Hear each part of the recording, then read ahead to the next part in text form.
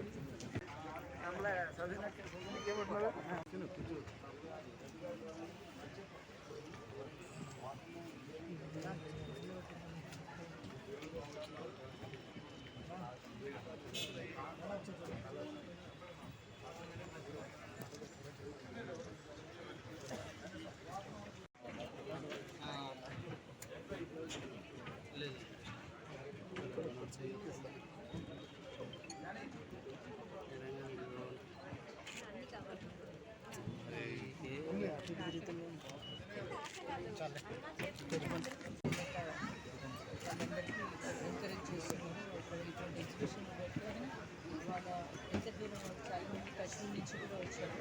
West Bengal, Kashmir నుంచి మన south వరకు అందరూ వచ్చారు. వాళ్ళ ప్రోడక్ట్స్ తీసుకొచ్చి ఇక్కడ ఎగ్జిబిట్ చేస్తున్నారు. వాళ్ళని ఎంకరేజ్ చేయడం చాలా అవసరం. స్మాల్ స్కేల్ చేస్తున్నాను.